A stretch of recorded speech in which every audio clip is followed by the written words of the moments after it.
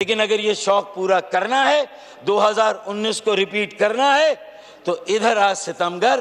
ہنر آزمائیں، ادھر آج ستمگر ہنر آزمائیں، تو تیر آزما، ہم جگر آزمائیں، تو آئیں پھر پاکستان کو آزمائیں۔ یہ انتہائی باعث تمانیت بات ہے کہ اس مرتبہ جو مودی مائنڈ سیٹ ہے، جو بھارت کے حکمرانوں کی جاہریت ہے اور جنگی جنونیت ہے، اس مرتبہ انہیں خارجہ محاذ پر بری طرح سے ناکامی ہوئی ہے۔ یہ جو پہلگام واقعے کے رد عمل میں بھارت کی طرف سے اس مرتبہ اقدام ہوا ہے، اس نے پوری دنیا پر یہ واضح کر دیا ہے کہ مودی مائنڈ سیٹ نہ صرف علاقے کے امن کے لیے خطرہ ہے، بلکہ یہ پوری دنیا کے امن اور عالمی امن کے لیے سب سے بڑا خطرہ اگر ہے تو وہ مودی مائنڈ سیٹ ہے۔ مودی کی وحشت، بربریت، انسانیت کی توقیر، دہشت گردانہ اور توسیع پسندانہ عزائم، سفاکیت کا یہ کھلا مظہر ہے کہ اس مرتبہ وہ پوری دنیا کی آنکھوں میں یہ دھول جھونکنے میں کامیاب نہیں ہو سکے کہ اس خطے میں ہر طرح کی دہشت گردی خدا نہ خواستہ وہ پاکستان کی سرزمین سے ہوتی ہے۔ میرے خیال میں اس مرتبہ دودھ کا دودھ اور پانی کا پانی ہو گیا۔ یہ اصل میں بونگیاں ہم تو آپس میں مار رہے ہیں، سب سے بڑی بونگی تو مودی سرکار نے اور نریندر مودی نے ماری ہے۔ اسپیکر صاحب، اور بونگی لفظ ہم ہدف کرتے ہیں فاروق ستار صاحب، حالانکہ اس میں کوئی حرج نہیں ہے، کوئی نہیں ہے، پھر آگے چیزیں بڑھتی جائیں گی۔ کر دیں یار، جتنا دو کرنا کر دیں۔ یہ عالمی ضمیر بھی اب جاگ رہا ہے، اور جو سارا مودی مائنڈ سیٹ اور مودی کا نیریٹو تھا وہ زمین بوس ہو رہا ہے، ڈھیر ہو رہا ہے۔ اسپیکر صاحب، اس کی مذمت تقریباً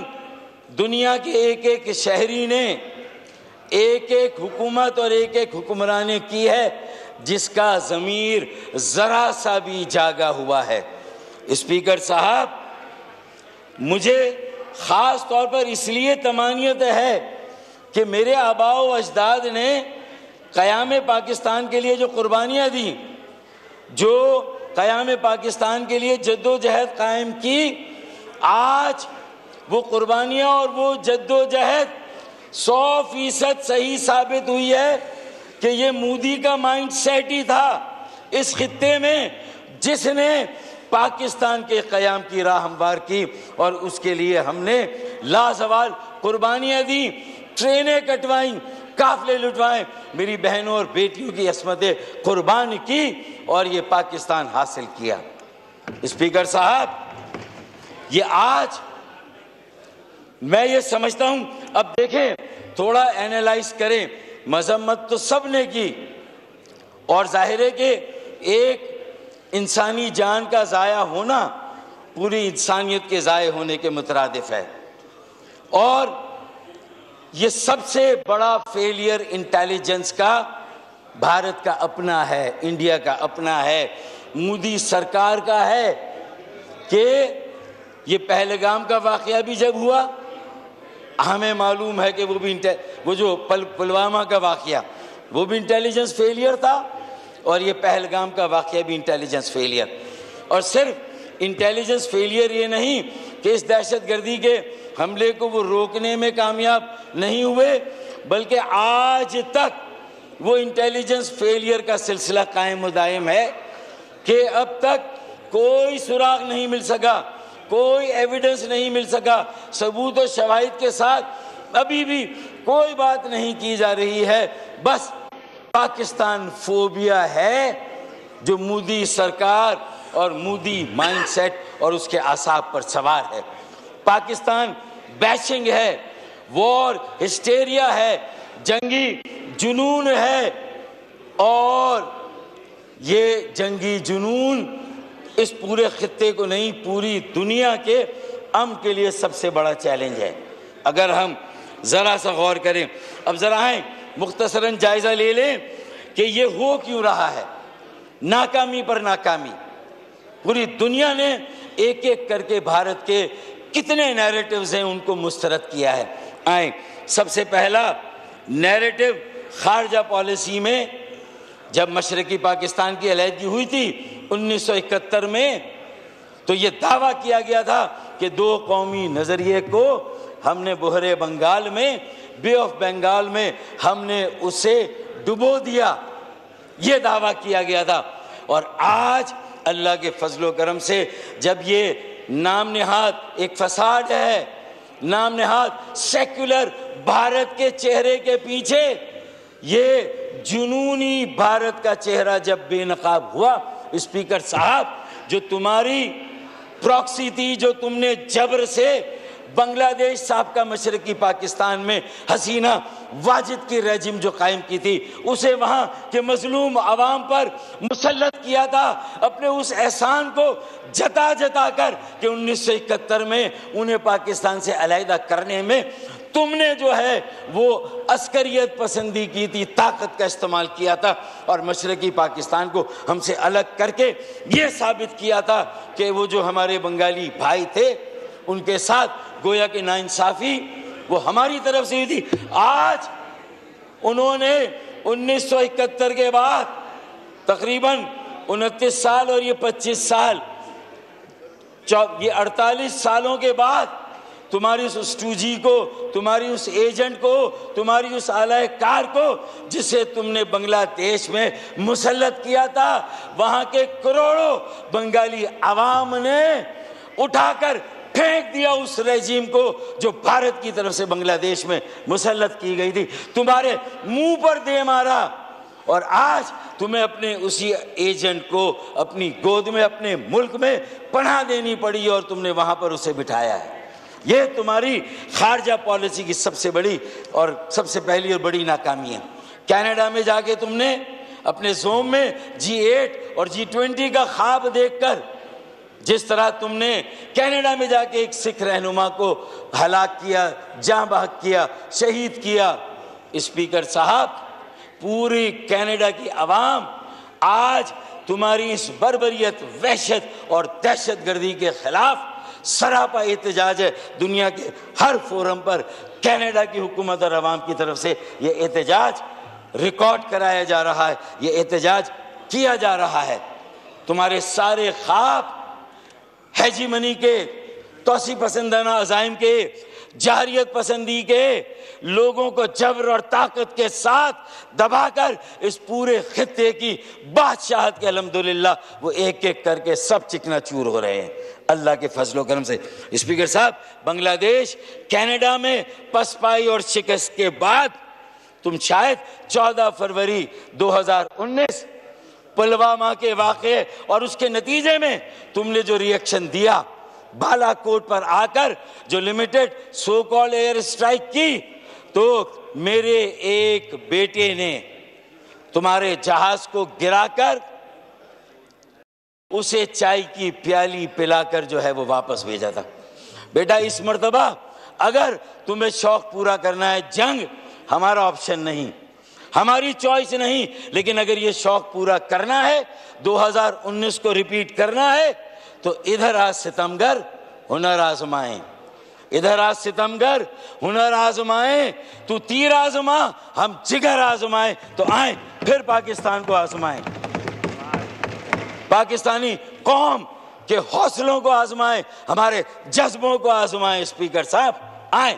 ارے بیٹا پہلے ایک جہاز اور ایک پائلٹ گرایا تھا، انشاءاللہ اس مرتبہ پورا انڈین ایئر فورس کا اسکواڈرن پاکستان کی سرزمین پر اتاریں گے انشاءاللہ تعالی،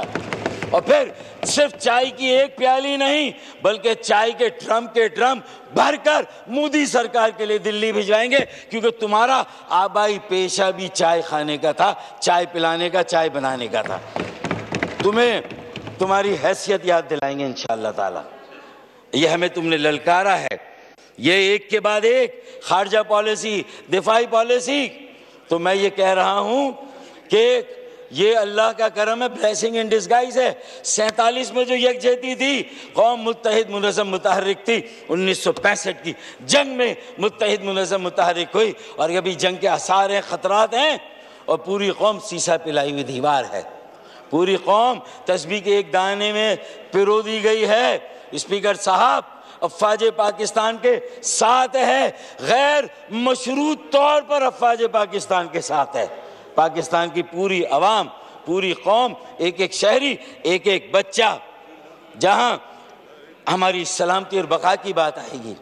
جہاں ہماری آزادی اور خود مختاری کی بات آئے گی۔ ارے ہم تو ابھی لانچنگ پیڈ پر آئے تھے معاشی طور پر، ہمیں تو ابھی گرو کرنا تھا۔ تمہارا دعویٰ تو کئی سالوں سے مسلسل جو تمہاری شرح نمو اور گروتھ ریٹ ہے اس کا تھا۔ پہلے اپنے برلا سے، ٹاٹا سے، ریلائنس اور امبانی سے پوچھو کہ آج تم اپنے آپ کو جہاں کہتے ہو جو تمہارا دعویٰ ہے، اپنی غلطیوں پر پردہ ڈالنے کی بجائے اس کا اعتراف کرو، انٹیلیجنس فیلئر کا اعتراف کرو۔ جو اب تک انٹیلیجنس فیلئر، اور پاکستان نے جو نہلے پہ دہلا مارا، کمال ہو گیا۔ ٹٹ فار ٹیٹ ایسی پالیسی تھی۔ آئیں عالمی کمیشنوں میں جاتے ہیں، عالمی فورم پہ جاتے ہیں، غیر جانبدارانہ تحقیقات کراتے ہیں، ہم بھی وہاں پیش ہوتے ہیں، تم بھی پیش ہو، ثبوت و شواہد لاؤ، اور جتنے واقعات میں ہم پر الزام لگایا گیا، اب تمہاری یہ جو سیکولرزم کے تابوت میں یہ آخری کیل بیٹا تم نے ٹھوکی ہے۔ اپنے سیکولرزم کے جو دعوے ہیں اس میں کیل تم نے ٹھوکی ہے، کیونکہ تم نے دہشت گردی کے الزام لگا کر ثبوت و شواہد نہ دے کر، اب یہاں تک کہ جب تمہارا کوئی نیریٹو پوری دنیا پر اثر کرنے سے قاصر رہا تو تم نے پانی جیسی نعمت، بنیادی انسانی ضرورت، اس کی پاکستان پر بندش لگا کر انڈس واٹر بیسن ٹریٹی، جو ایک عالمی سرپرستی میں اور عالمی رہنمائی اور ضمانت میں ایک معاہدہ ہوا تھا 1960 میں کراچی میں، جواہر لال نہرو اور ایوب خان نے شاید اس پر دستخط کیے تھے۔ یہ جو ہمارے لیڈر آف دی اپوزیشن ہے، کاش یہ اپنے دادا کے زمانے کے اس معاہدے کی بات کرتے، اس کو اون کرتے اور کہتے کہ مارشل لا ہو یا سویلین حکومت ہو، اگر ایک بین الاقوامی معاہدہ ہے تو اس کی پاسداری کرنا بھارت پر لازم ہے۔ یہ صرف پاکستان کے 25 کروڑ عوام کو، پاکستان کے خطے کو کربلائے معلیٰ بنانے کی سازش نہیں، لوگوں کو پیاسا مارنے کی سازش نہیں، بلکہ یہ ایک اعلان جنگ ہے، ہمارے خلاف نہیں، پوری دنیا کے خلاف، کیونکہ یہ عالمی بینک کی ضمانت میں ہونے والا بین الاقوامی معاہدہ ہے جس کی تنسیخ یک طرفہ طور پر کی گئی ہے۔ یو این او کی پلیبیسائٹس کی دھجیاں بھی یک طرفا طور پہ اڑائی گئی کہ جہاں کشمیریوں کو یہ حقوق دینا تھا کہ کشمیر کے مستقبل کا فیصلہ کشمیر کے عوام کریں گے، یہ پوری دنیا نے طے کیا تھا، سلامتی کونسل کی قرارداد تھی۔ آج وائنڈ اپ کریں، بس ختم کر رہا ہوں، اس قرارداد کی دھجیاں آپ نے اڑائی ہیں۔ تو پھر اسپیکر صاحب، یہ پانی جیسی نعمت پر دنیا کا کون سا شہری ہوگا مجھے بتائیں؟ اسلامی ممالک ہی نہیں، یورپ، امریکہ، کینیڈا، افریقہ، فار ایسٹ، آسٹریلیا، کون سا ملک، دنیا کا کون سا شہری ہوگا، حکومت ہوگی، حکمراں ہوگا، سربراہ حکومت یا وزیر اعظم حکومت کا ہوگا جو یہ کہے گا شاباش بیٹا مودی تم نے بڑا اچھا کام کیا، اپنے چہرے سے آخری نقاب تم نے اتارا، اپنے سیکولر بھارت کے تابوت میں آخری کیل تم نے ٹھوکی ہے، اور کلاڑی پر پیر، اور پیر پر کلاڑی نہیں، کلاڑی پر پیر مارا ہے تم نے۔ یہ ہے اقتدار کا نشہ، اس نام نہاد معاشی ترقی کا نشہ جو آج تمہاری پسپائی کا باعث بنا ہے۔ کینیڈا، بنگلہ دیش، بالا کوٹ، اور اب اور کوئی میدان سجانا ہے تو بیٹا آ جاؤ۔ پھر سٹیزن شپ ایکٹ جو انڈیا میں ہوا، پارسی، سکھ، جین سنگھی، کوئی مسلمان، کسی مذہب، عیسائی، سب نے اسے مسترد کیا۔ تم نے सिटीजनशिप एक्ट में तमाम अकलियतों से उन्हें भारतीय नेशनल होने का, ये मैं बिल्कुल हिस्टोरिकल फैक्ट्स दे रहा हूँ जनाब, मतलब ये तो शायद लोगों के काम आएंगी बातें, 2 मिनट ऊपर हो जाए तो क्या फ़र्क पड़ता है। अच्छा, फिर गुजरात में मुसलमानों का मैसेकर वो किसने किया, गुजरात का बुचर किसे टाइटल मिला है, ये सारी बातें मैं बिलावल भुट्टो जरदारी साहब ने जो BBC को इंटरव्यू दिया और जिस तरह का मौक़िफ़ इस मसले पर इख्तियार किया, सारे शिकायत शिकवे गिले एक तरफ, ये वक्त उन शिकवों और गिलों का नहीं। आखिरी बात मेरे दोस्तों और भाइयों के लिए, वो कहते हैं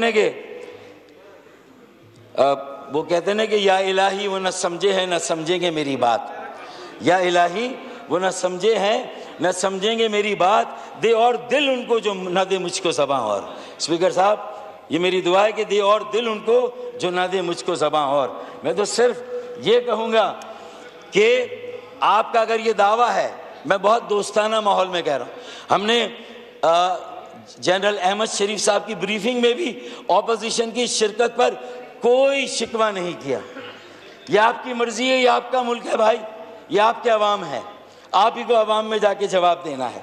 अपना जो सारा नैरेटिव मजलूमियत पर बना रहे हो, आज जब पूरी कौम पूरे मुल्क पर एक जुल्म की तलवार, जबर की तलवार लटक रही है, पानी की बंदिश हो रही, तुम्हें तो कहना चाहिए था कि हम अगर तुम्हारा दावा सही है कि आप पाकिस्तान की सबसे बड़ी जमात हो,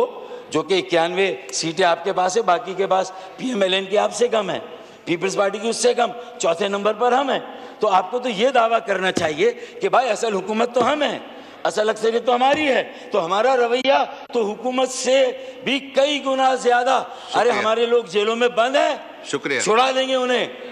अदालतों पर पाबंदियां हैं, बहाल करा लेंगे, लेकिन आज इस पूरे मुल्क की आज़ादी जो है वो दाव पर लगी है। आज हम गैर मशरूत पाकिस्तान के साथ खड़े हैं और यही हमारा पैगाम जो है।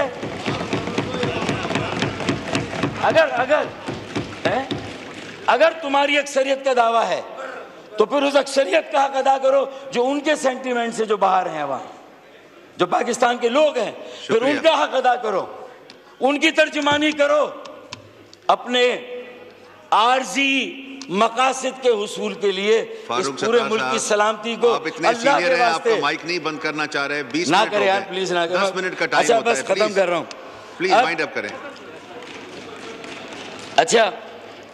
अब ये भी हमें शुक्र अदा करने चाहिए हालात और वक्त का कि 47 में कायदे आज़म मोहम्मद अली जिन्ना ने मुत्तहिद मुनज़्ज़म मुतहर्रिक किया, उसके बाद 65 में अल्हम्दुलिल्लाह जो जज्बा था, और आज 2025 में मोदी माइंड सेट ने ये जो अपॉर्चुनिटी फराम की है, इसे खुदा के लिए ना जाने दें, इसे मिस ना करें, पूरी कौम आपको दुआएं देगी ईमान। शुक्रिया, ये रवैया, शुक्रिया, बस अब हो गया, अब वाइंड अप हो गया। फारूक सत्तार साहब प्लीज,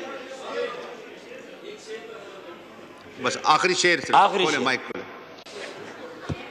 2 शेर आखिरी, नहीं एक 2 होंगे ना, एक के बाद माइक बंद। फिजाओं में न ढूंढू तू, ना ही मकबरों में तलाश कर, फिजाओं में न ढूंढू तू, नहीं मकबरों में तलाश कर, जो सलीब पर है सजे हुए, मुझे उन सरों में तलाश कर। मैं अनल हक की पुकार हूँ, शुक्रिया, मैं अनल हक की पुकार हूँ, ना इधर उधर तलाश कर, मैं अनल हक की पुकार हूँ, ना इधर उधर तलाश कर, मैं हूँ नाम लेवा हुसैन का, मुझे खंजरों में तलाश कर। पाकिस्तान जिंदाबाद। शुक्रिया, शुक्रिया।